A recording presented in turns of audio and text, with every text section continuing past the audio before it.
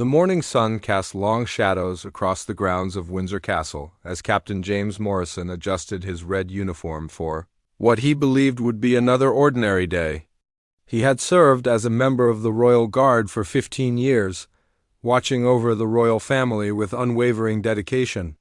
His weathered hands straightened his bearskin hat as he took his position outside the main entrance. Just as he had done thousands of times before, James had seen many changes during his service. He had protected Queen Elizabeth II in her final years, witnessed the transition to King Charles III, and now found himself watching over the next generation of royals. Among them was Prince George, the young heir who had recently turned 11 and was beginning to take on small public duties. Alongside his parents, the captain had always maintained a professional distance from the royal family. His job was to protect, not to form personal connections. He followed protocol to the letter, spoke only when spoken to, and kept his emotions carefully hidden behind his stoic expression. This approach had served him well throughout his career, earning him respect from his colleagues and superiors alike. However, something had been weighing heavily on James's mind lately. His wife, Sarah, had been battling cancer for the past 2 years. The treatments were expensive, and despite the decent salary from his position, the medical bills were mounting. Sarah had always been his anchor, supporting him through the demanding schedule of royal duty, the long hours away from home, and the pressure that came with protecting the most important family in Britain. Recently, Sarah's condition had worsened. The doctors had recommended a specialized treatment that wasn't covered by the National Health Service. The cost was staggering, far beyond what James could afford on his guard's salary. He had been losing sleep, trying to figure out how to pay for his wife's care while maintaining his duties at the palace. James had always prided himself on his ability to separate his personal life from his professional responsibilities. But lately the stress was beginning to show. His usually perfect posture had a slight slump, and there were dark circles under his eyes that his ceremonial makeup couldn't quite hide. His fellow guards had noticed, but, respecting the unspoken code of their profession, said nothing. On this particular morning, as James stood at his post, his mind wandered to the conversation he'd had with Sarah the night before. She had tried to convince him that they should stop the expensive treatments, that they should accept what was happening and focus on making the most of their remaining time together. James had refused to give up, but deep down, he was beginning to lose hope. The sound of approaching footsteps brought James back to the present. Prince George was walking toward the entrance, accompanied by his protection officer. The young prince was dressed casually in jeans and a sweater, carrying a backpack that suggested he was heading to one of his tutoring sessions. As heir to the throne, George's education was carefully managed, with private tutors coming to the palace for various subjects. James straightened his posture and fixed his gaze straight ahead, as protocol demanded. Royal guards were trained to be invisible, to blend into the background while remaining alert to any potential threats. They were not supposed to acknowledge the royals unless directly addressed, and even then their responses were to be brief and formal. As Prince George passed by, he glanced up at James. For a moment their eyes met. The captain quickly looked away, refocusing on the horizon as he had been trained to do. But something about that brief exchange stayed with him. There had been something in the young prince's expression, a curiosity perhaps, or maybe just the natural friendliness of a child, who hadn't yet fully absorbed all the formalities of royal life. The day continued as normal, with James maintaining his post through the changing of the guard ceremony, the arrival of various officials and dignitaries, and the routine comings and goings of palace life. But he couldn't shake the feeling that something was different about today, though he couldn't quite put his finger on what it was. As evening approached and James prepared to end his shift, he reflected on his situation once more. Tomorrow, he would have to call the hospital about Sarah's treatment schedule. The doctors were waiting for confirmation about whether they could proceed with the new therapy. James had been putting off the call, hoping for a miracle, some solution that would allow them to afford the treatment, walking to the guards' quarters to change out of his uniform. James passed by one of the palace's many windows. Through the glass, he could see into one of the sitting rooms where Prince George was at a desk. apparently working on homework. The young prince looked up and seeing James gave a small wave. Again, James found himself momentarily caught off guard by the gesture before remembering his training and continuing on his way. That night, as James drove home to his small flat in London, he thought about the strange day he'd had. Nothing particularly unusual had happened, yet he felt as though something had shifted. Perhaps it was just his exhaustion playing tricks on his mind. Or maybe it was the stress of Sarah's illness affecting his perception. Either way, he pushed the thoughts aside and focused on getting home to his wife. Sarah was waiting for him with dinner, despite feeling weak from her latest round of chemotherapy. She had lost most of her hair and had grown thin, but her spirit remained strong. As they sat together eating the simple meal she had prepared, James made a decision. He couldn't keep putting off the inevitable conversation with the doctors. Tomorrow, he would have to tell them that they couldn't afford the treatment, but as he looked at his wife's brave smile, James couldn't bring himself to share his decision with her just yet. Instead, he took her hand across the dinner table and squeezed it gently, wondering if there might still be some way to find hope in what seemed like an impossible situation. The next morning brought an unexpected change to James's routine. As he arrived at the palace for his shift, his supervisor, Colonel Peterson, called him aside for a brief meeting. James's heart raced as he wondered if his recent distraction had been noticed. Had his performance been lacking? Was he about to face disciplinary action at the worst possible time? "Morrison," the colonel began, his tone neutral but not unkind, "you've been selected for a special assignment today. Prince George has requested a personal guard for a charity visit to a children's hospital. Given your exemplary record and experience, you'll be accompanying him." James felt a mixture of relief and confusion. Personal protection details were usually reserved for more senior guards, and he couldn't understand why he had been chosen for this particular assignment. Still, he accepted the duty with the professional demeanor expected of him. An hour later, James found himself in civilian clothes, wearing a discreet earpiece and standing beside Prince George as they prepared to visit the Royal Marston Hospital. The young prince was dressed smartly but casually and seemed excited about the visit. This was one of his first solo charity engagements, though he would be accompanied by palace staff and security as they traveled to the hospital. Prince George surprised James by initiating conversation. "Have you ever been to a children's hospital before, Captain Morrison?" the prince asked, his voice carrying the careful pronunciation that came from years of speech coaching. "Yes, Your Highness," James replied formally. "I've done security for various royal visits to medical facilities." He didn't mention that many of those visits had been during his own frequent trips to hospitals with Sarah. Watching from the outside, as other families faced the same struggles his own family was enduring, the prince nodded thoughtfully. "I've been reading about the work they do there. It must be very difficult for the families, watching someone they love go through treatment." There was a maturity in his words that surprised James, a depth of understanding that seemed beyond the boy's 11 years. When they arrived at the hospital, James watched as Prince George interacted with the young patients and their families. The prince was natural and genuine in his conversations, asking thoughtful questions and listening carefully to the answers. James had seen many royal engagements over the years, but there was something special about watching this young boy connect with children who were facing serious illnesses. During one particularly moving moment, Prince George sat with a little girl who was undergoing cancer treatment. She had lost her hair from chemotherapy, just like Sarah, and James felt his chest tighten as he watched the interaction.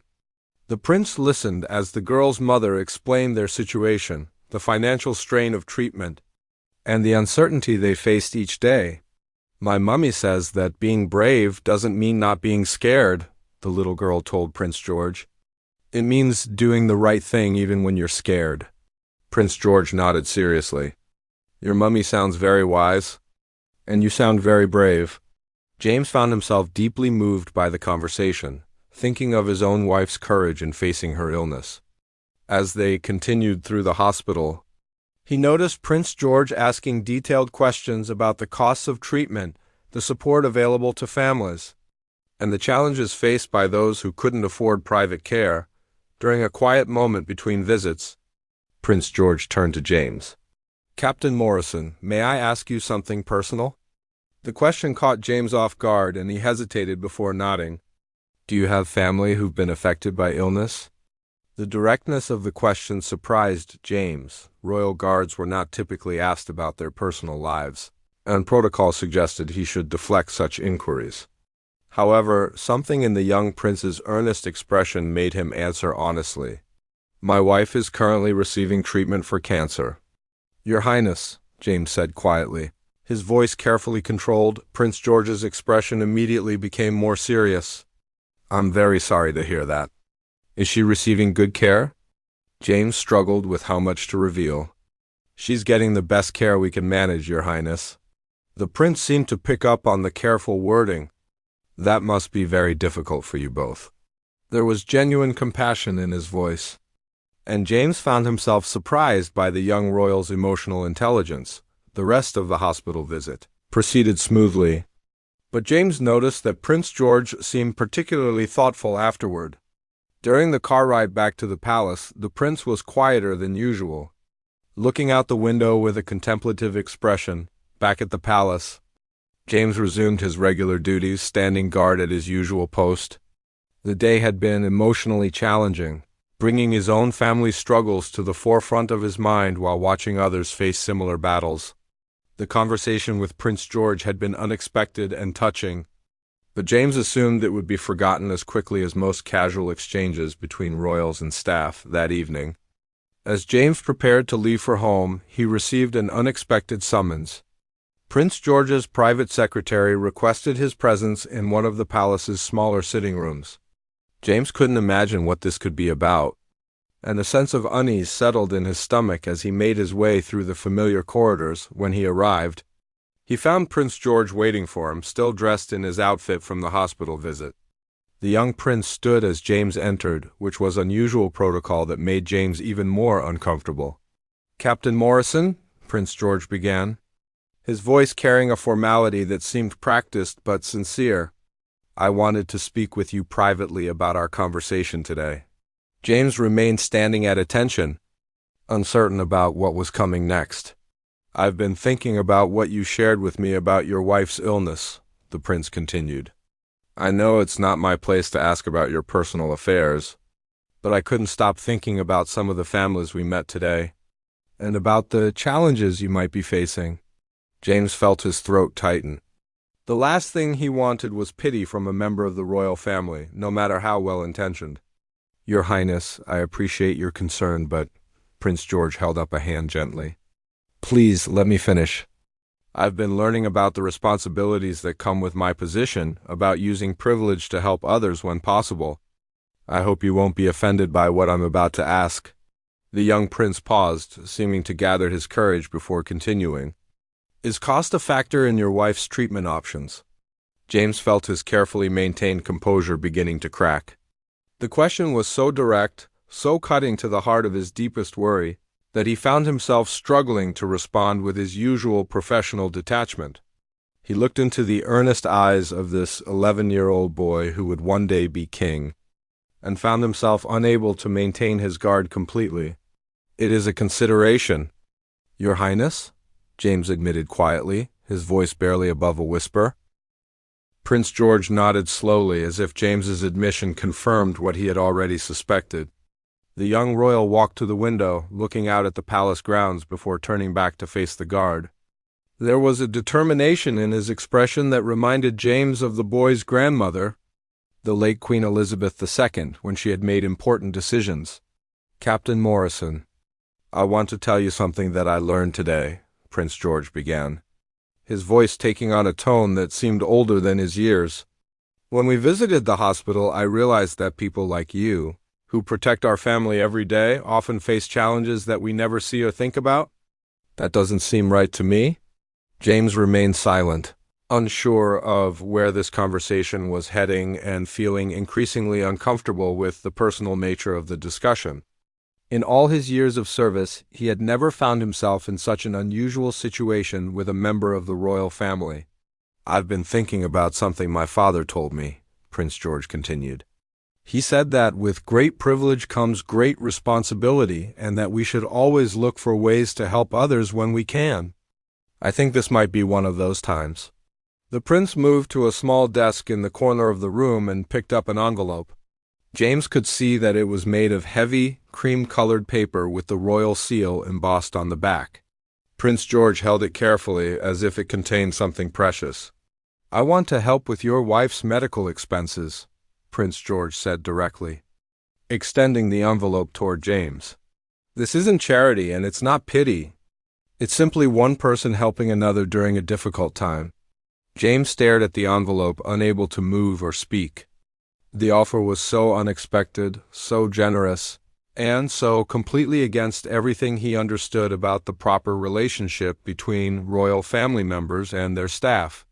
His mind raced with questions and concerns about protocol, about what this might mean for his position, about whether accepting such help would be appropriate. "Your Highness, I cannot possibly accept such generosity," James managed to say, his voice thick with emotion. "It wouldn't be proper. There are protocols, procedures." Prince George stepped closer, still holding out the envelope. "Captain Morrison, with all due respect, sometimes doing what's right is more important than following every rule. You've spent 15 years protecting my family. You've missed holidays, birthdays, and important moments with your own family to ensure our safety. The least we can do is help when you need it most." The sincerity in the young prince's voice was unmistakable. James could see that this wasn't a spontaneous gesture or a child's whim. Prince George had clearly thought carefully about this decision and was determined to see it through. "But Your Highness," James protested weakly, "people will talk. There will be questions about why you're helping me specifically. It could create problems for you and your family." Prince George smiled for the first time since the conversation began. "Let me worry about that. Besides, who says anyone else needs to know about this? Some acts of kindness are better done quietly." James found himself thinking about Sarah, about the phone call he had planned to make to the doctors, about the hope that had been slowly dying in his heart over the past few weeks. The envelope in Prince George's hand represented more than just financial help. It represented a chance for his wife to fight her illness with every available weapon. "I don't know what to say, Your Highness," James whispered, finally reaching out to accept the envelope.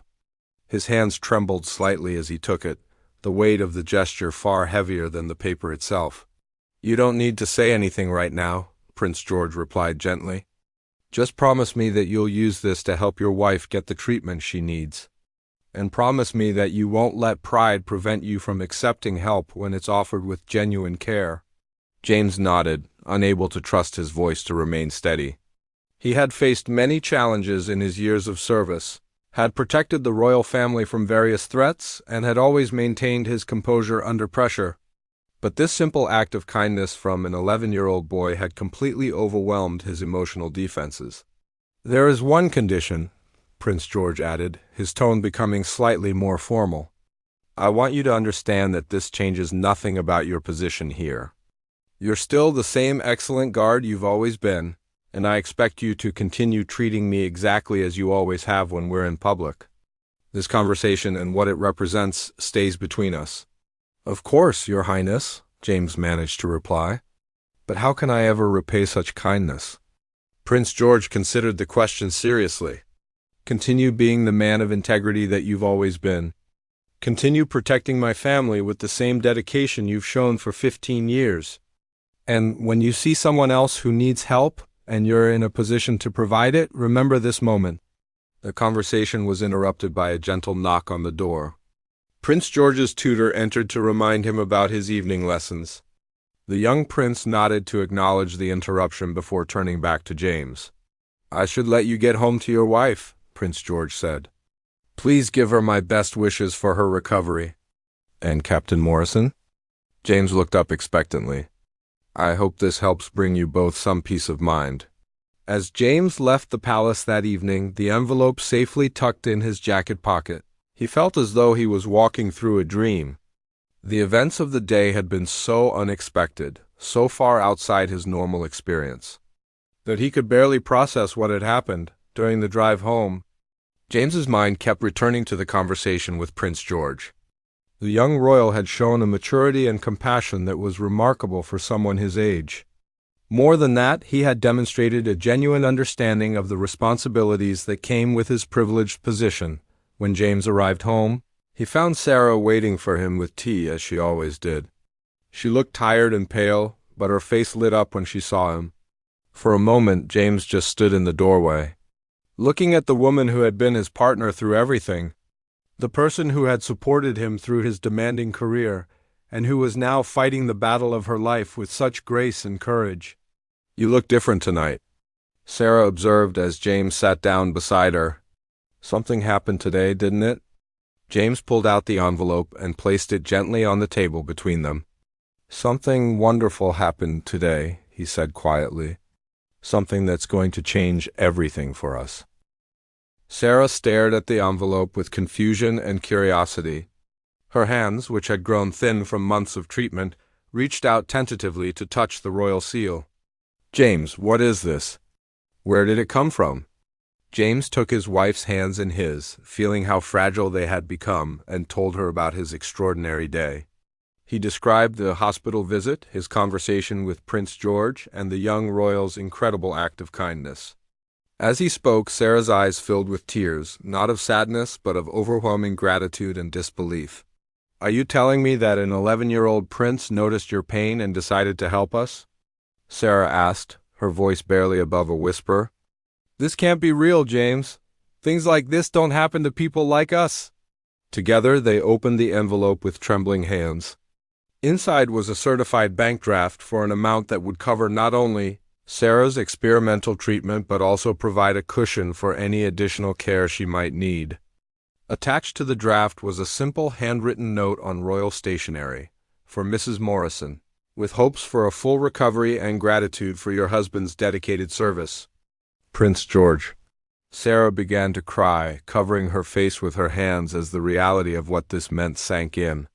For months, she had been preparing herself for the possibility that they would have to give up hope, that the cost of treatment would force them to accept defeat.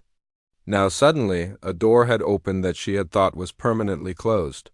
"We can fight this," she whispered through her tears. "We can actually fight this properly now." James held her close, feeling his own tears fall for the first time since Sarah's diagnosis. The relief was so overwhelming that it felt almost physical, as if a weight he had been carrying for months had suddenly been lifted from his shoulders. That night, they called the hospital together. The conversation with Sarah's oncologist was one of the most hopeful they had experienced in 2 years. The doctor explained the treatment protocol, the expected timeline, and the improved prognosis that came with access to the latest therapies. For the first time in months, they went to bed with genuine hope for the future. The next morning, James returned to work with a renewed sense of purpose. As he took his position at the palace, he found himself looking at his surroundings with fresh eyes. This wasn't just a job anymore. It was a calling that had been affirmed by an act of extraordinary kindness. When Prince George passed by during the morning, he gave James the same subtle nod he always had, maintaining the professional distance that royal protocol required. But James knew that beneath that formality lay a young man with an exceptional heart. Over the following weeks, Sarah began the new treatment regimen. The therapy was aggressive and challenging, but she faced it with renewed strength, knowing that she had every possible weapon in her fight against the disease. James found himself more focused and dedicated at work than ever before, understanding in a deeper way the honor and responsibility of protecting the royal family. Word of Sarah's improved treatment situation gradually spread among James's fellow guards, though he never revealed the source of their changed circumstances. His colleagues noticed the change in his demeanor, the return of his characteristic confidence and attention to detail. Some assumed he had received a loan or that Sarah's family had stepped in to help. James allowed these assumptions to stand. Keeping his promise to Prince George about maintaining their secret during this time, James began to observe Prince George more carefully, not out of increased security concern, but out of genuine interest in the character of the young man who had shown him such kindness. He watched as the prince interacted with staff, visitors, and other members of the royal family.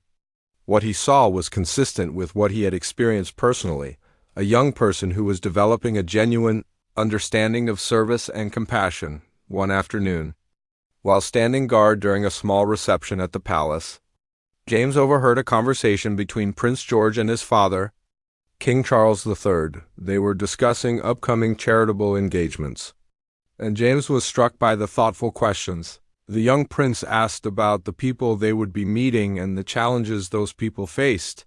"It's important to remember, George," King Charles was saying, "that our role isn't just ceremonial. We have real opportunities to make a difference in people's lives, but only if we truly understand what they're going through." "I know, Papa," Prince George replied seriously. "I've been learning that everyone has struggles, even the people who work closely with us. Sometimes the people who seem strongest on the outside are fighting battles we can't see."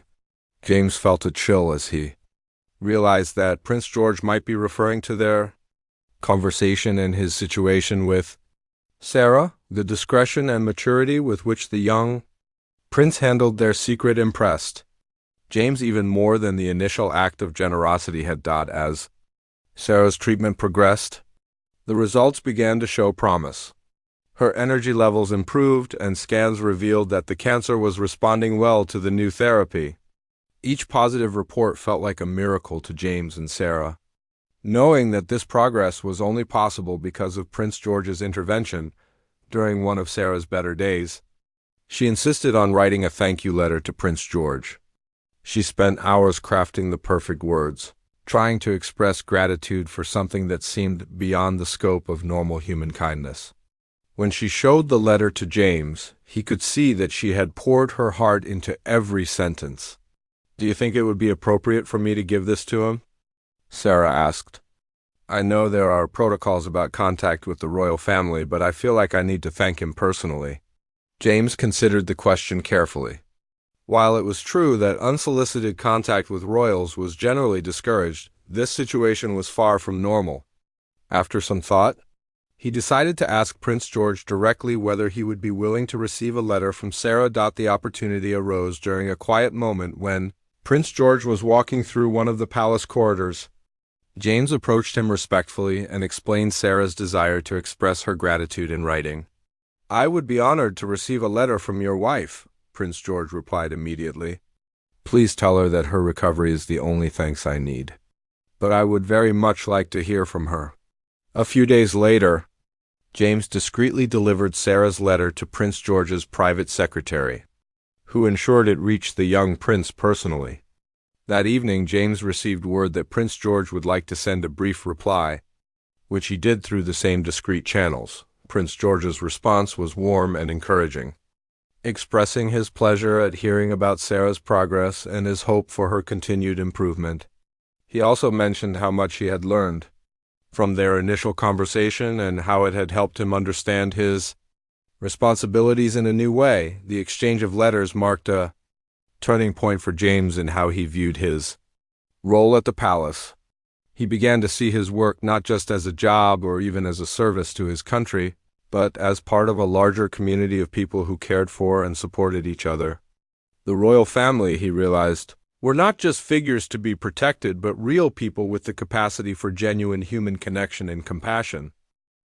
As months passed, Sarah's recovery progressed remarkably well. The experimental treatment that Prince George's generosity had made possible was proving successful beyond their most optimistic hopes. Sarah's strength returned gradually, her hair began to grow back, and the frequent hospital visits transformed from desperate attempts to save her life into routine checkups to monitor her continued improvement. The change in James was visible to everyone at the palace. His colleagues noticed that he walked taller, smiled more often, and approached his duties with renewed vigor. What they didn't know was that every morning, James looked at himself in the mirror and remembered that his wife was alive and healthy. Because a young prince had chosen compassion over protocol during this period, James began to pay closer attention to the other staff members around the palace. For the first time, he really saw them as individuals rather than just colleagues. He noticed the young maid who always looked tired because she was working 2 jobs to support her elderly mother. He saw the gardener who never took sick days because he couldn't afford to lose the pay. He observed the kitchen assistant who ate sparingly during lunch breaks, likely saving money to send home to family. This new awareness troubled James deeply.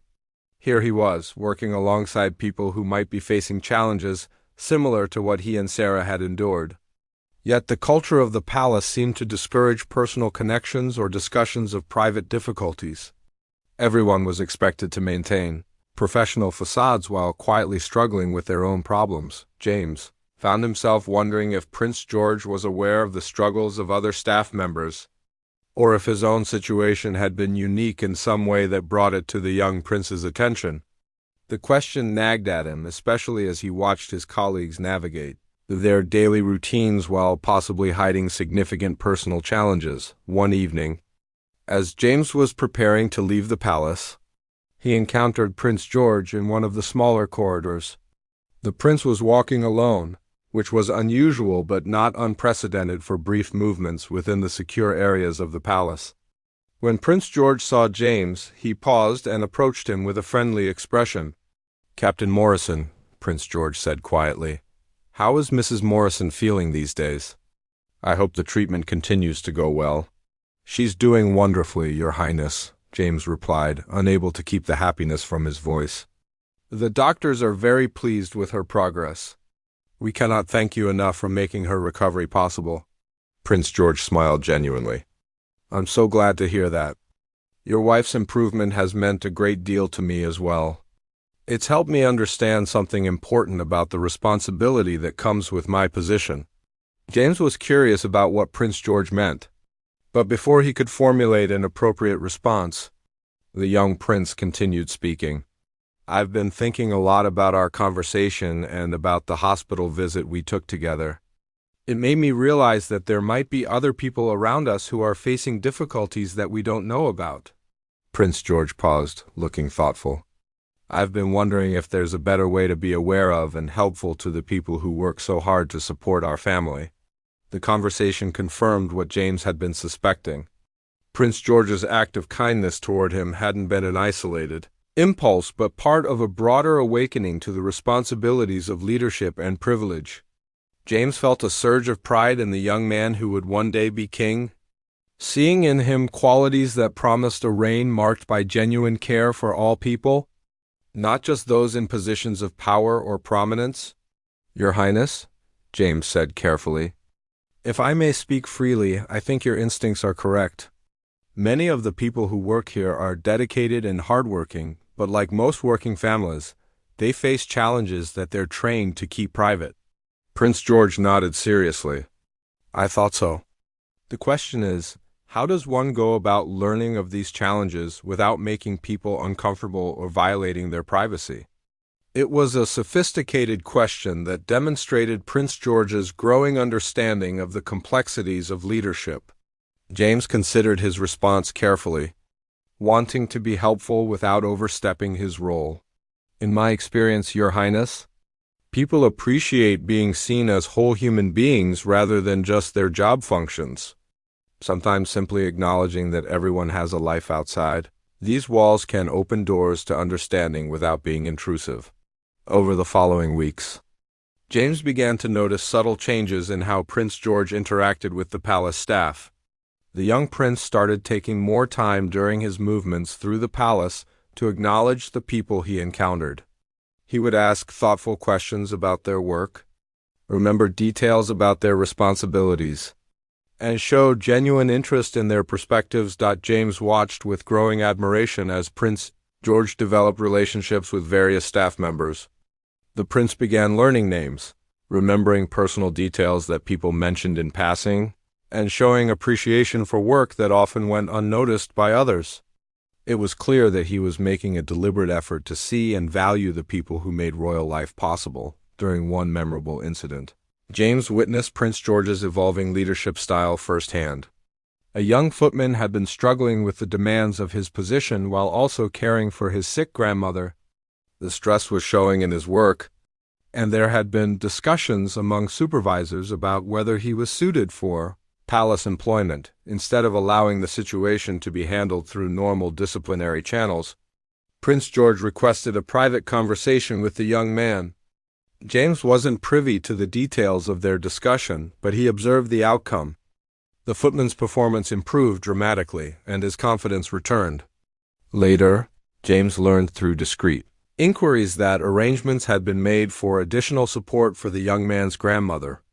Allowing him to focus better on his duties, the incident reinforced James's growing conviction that Prince George was developing into exactly the kind of leader that Britain would need in the future. The young prince was learning to use his position not just to fulfill ceremonial duties, but to make real differences in the lives of real people. As Sarah's health continued to improve and eventually stabilized, James found himself thinking more about the broader implications of Prince George's actions. The prince had shown that even within the constraints of royal protocol and tradition, there were opportunities to demonstrate genuine care and make meaningful impacts on people's lives. James began to consider his own role differently as well. Instead of just being a guard whose job was to protect the royal family, he started to see himself as part of a community that could look out for each other. He began checking in with colleagues who seemed stressed, offering help when he could, and creating opportunities for staff members to support one another. The transformation wasn't dramatic or public, but it was real. James found that his years of experience and his gratitude for Prince George's kindness had positioned him uniquely to bridge the gap between the royal family and the working staff. He could help Prince George understand the needs and challenges of palace employees while also helping his colleagues feel more valued and supported in their roles. This new understanding of his position brought James a sense of fulfillment that went beyond the satisfaction of doing his job well. He was contributing to a culture of care and mutual support that made the palace not just a workplace but a community where people looked out for one another. 1 year after Prince George's life-changing act of kindness, James found himself facing an unexpected decision that would challenge everything he thought he knew about duty, loyalty, and service. Sarah had made a complete recovery, exceeding even the most optimistic projections from her medical team. Their life had returned to a new normal, one filled with gratitude and hope that had been absent for so long. However, James's perspective on his role at the palace had evolved significantly. The experience of receiving such personal kindness from Prince George had opened his eyes to aspects of royal service that went far beyond traditional security duties. He had become informal counselor, liaison, and advocate for fellow staff members who faced various challenges in their personal lives. This expanded role, while fulfilling, was also emotionally demanding. James found himself carrying the weight of other people's problems along with his own responsibilities. He had helped arrange support for the young footman's grandmother, connected a struggling housekeeping staff member with resources for her son's learning difficulties, and provided guidance to a new guard whose marriage was failing under the pressure of palace duty schedules. While James felt honored to help his colleagues and proud of the positive changes occurring throughout the palace staff community, the additional emotional labor was taking its toll. He was sleeping less, worrying more, and finding it increasingly difficult to maintain the emotional distance that had previously made his job manageable. Sarah noticed the change in her husband. While she was grateful beyond words for Prince George's intervention in their lives, she could see that James was struggling with the expanded role he had taken on within the palace community. During their evening conversations, she gently encouraged him to consider whether he was trying to do too much, taking on responsibilities that weren't officially his and might be affecting his primary duties. The situation came to a head during a particularly challenging week when 3 separate staff members approached James with serious personal problems requiring immediate attention. A kitchen worker was facing eviction due to unexpected medical bills. A groundskeeper's daughter needed emergency surgery that his insurance wouldn't cover, and a young maid was dealing with domestic violence at home but was afraid to seek help through official channels. James found himself working late into the night, making phone calls, researching resources, and trying to coordinate help for these 3 situations simultaneously. He was operating on little sleep and high stress when he made a critical error during his guard duties. For the first time in his 15-year career, James missed an important security protocol during a routine shift change, creating a brief but significant gap in the palace's protection coverage. The mistake was caught and corrected immediately by backup systems, and no actual security threat materialized. However, James was called into a meeting with his supervisors to discuss the incident. Colonel Peterson, who had always respected James's exemplary record, was clearly concerned about what had caused such an uncharacteristic lapse in professional performance. "Morrison, you've been one of our most reliable guards for over a decade," Colonel Peterson said during their private meeting. "This kind of error is completely unlike you. Is everything all right at home? Is Mrs. Morrison's health situation affecting your ability to concentrate on your duties?" James struggled with how to respond. He couldn't reveal the true source of his distraction without potentially exposing Prince George's private acts of kindness or betraying the trust of the staff members who had confided in him. At the same time, he knew he needed to be honest about his state of mind and his ability to perform his primary responsibilities. "Sir, my wife's health is excellent. Thank you for asking," James replied carefully. "I think I've been trying to take on too much lately, both here and at home. I need to refocus on my primary duties and responsibilities." Colonel Peterson studied James's face intently. "Morrison, I've noticed some changes around here lately. Staff morale seems higher, people seem to be supporting each other more, and there's been less turnover in some of the more challenging positions. Several supervisors have mentioned that staff members seem more willing to ask for help when they need it, rather than struggling in silence until their work suffers." James remained silent, unsure where this conversation was heading. "I have a feeling," Colonel Peterson continued, "that these positive changes aren't entirely coincidental. I suspect someone has been serving as an unofficial liaison, helping staff members navigate personal challenges that affect their professional performance. If that someone is you, I want you to know that while I appreciate the positive impact, I'm concerned about the burden it's placing on you personally." The conversation with Colonel Peterson forced James to confront a difficult reality. His expanded role within the palace community, while meaningful and helpful to others, was potentially compromising his ability to perform his primary function as a royal guard. More concerning still, it was affecting his own well-being and, by extension, his family life with Sarah. That evening, James had a long conversation with Sarah about his dilemma. She listened patiently as he described the conflicting feelings he was experiencing, the desire to help his colleagues, the sense of mission that Prince George's kindness had inspired in him, and the growing realization that he might be in over his head. "James," Sarah said gently when he had finished explaining his situation, "what Prince George did for us was extraordinary, and it's natural that it would inspire you to want to help others. But you can't save everyone, and trying to do so might prevent you from being effective at the job you're actually paid to do." She paused before continuing. "Maybe the question isn't whether you should stop helping people, but whether there's a better way to structure that help so it doesn't compromise your primary responsibilities or your own health." Sarah's words resonated with James deeply. He realized that his approach to helping fellow staff members, while well-intentioned, had been somewhat haphazard and unsustainable.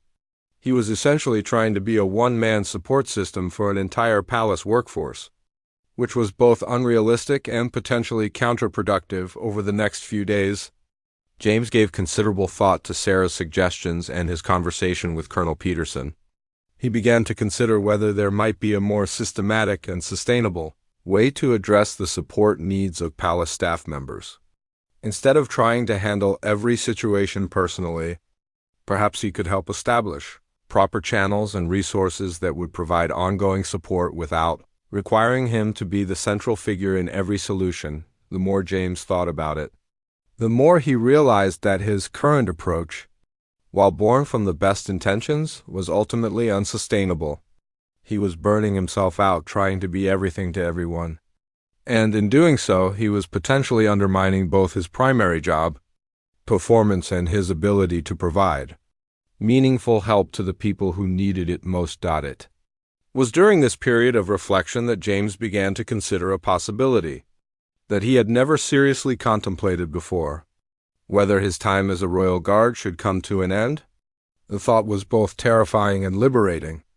After 15 years of service, the palace had become not just his workplace but his identity. However, Prince George's act of kindness had opened his eyes to possibilities beyond traditional security work, and perhaps it was time to explore those possibilities more fully. The decision to leave the Royal Guard after 15 years of dedicated service was not one that James made lightly. For weeks, he wrestled with the implications of such a choice, knowing that it would represent not just a career change but a fundamental shift in his identity and purpose. The palace had been his second home. The royal family had been his responsibility, and in an unexpected way, his inspiration. After much consideration and many late-night conversations with Sarah, James decided to request a private meeting with Prince George before making any official announcements about his decision.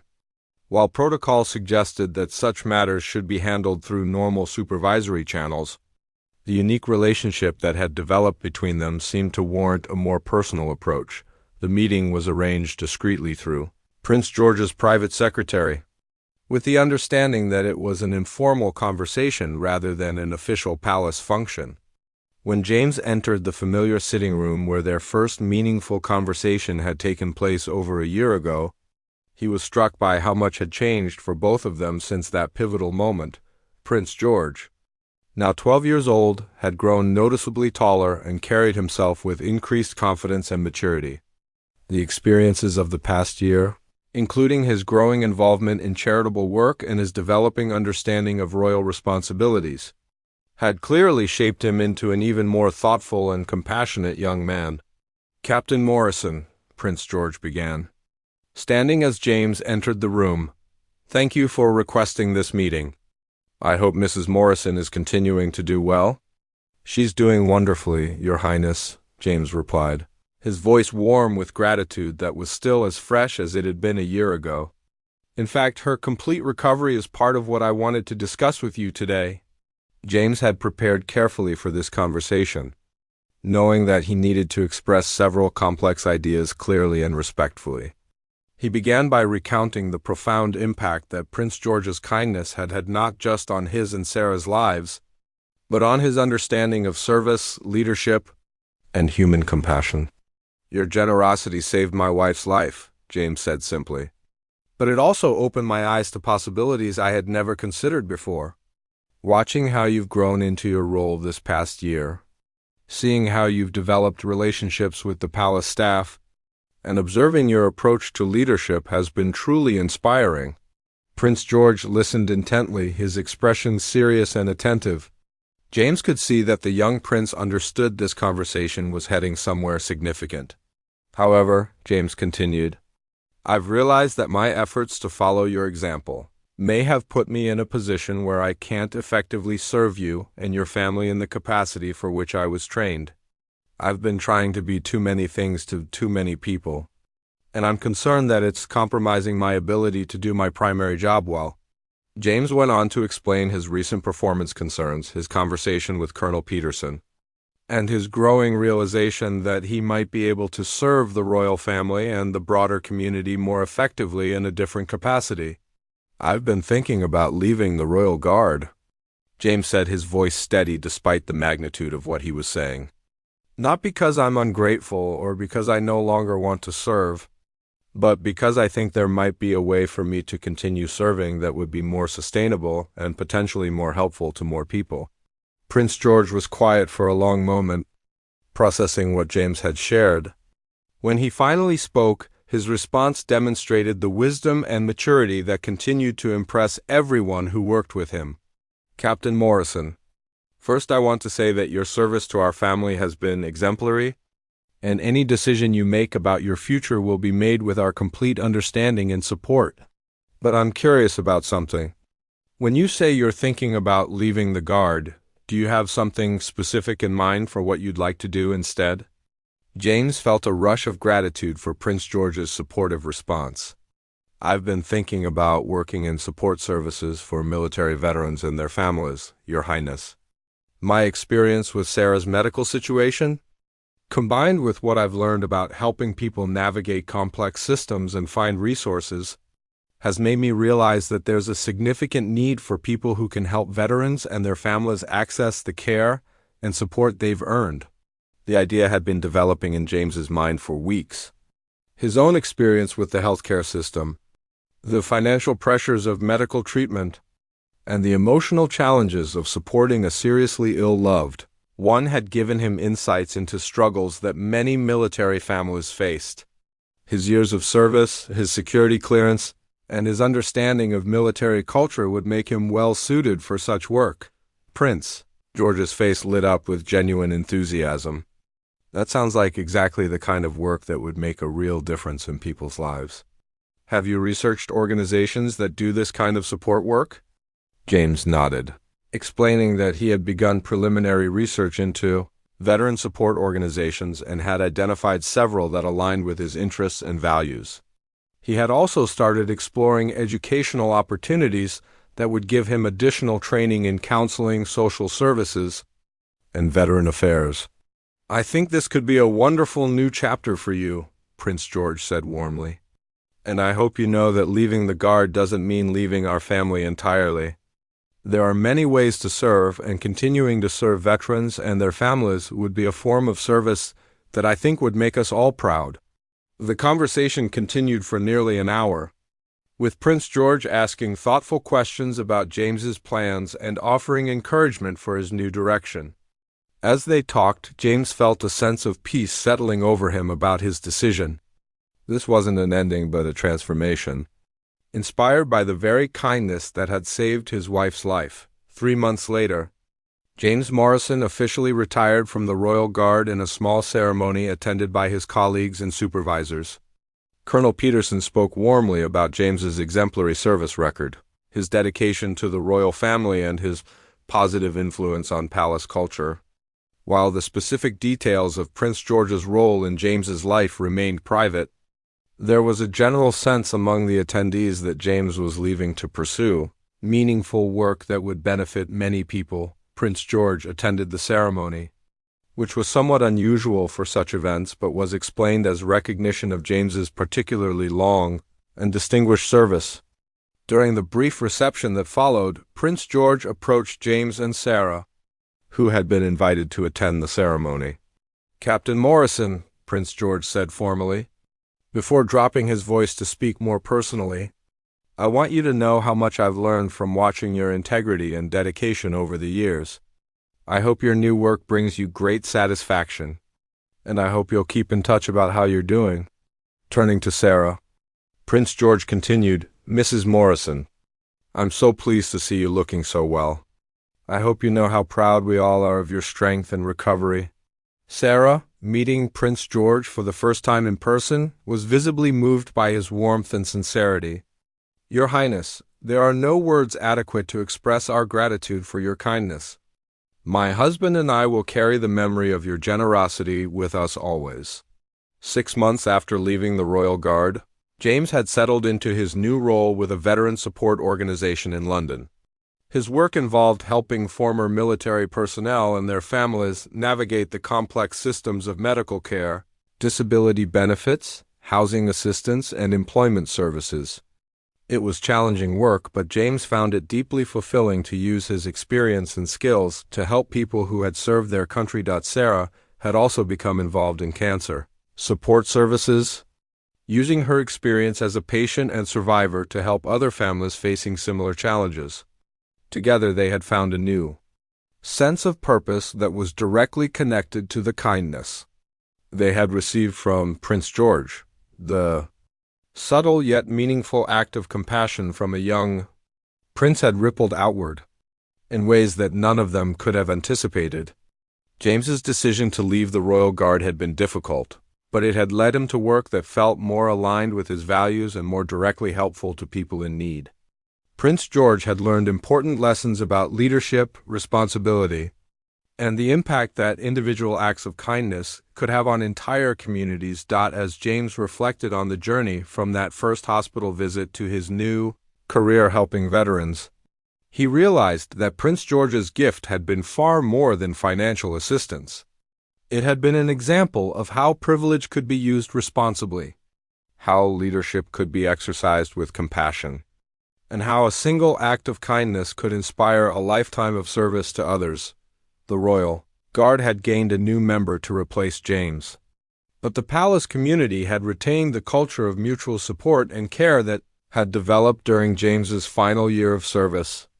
The positive changes that had begun with one prince's decision to help one guard had become part of the institution itself.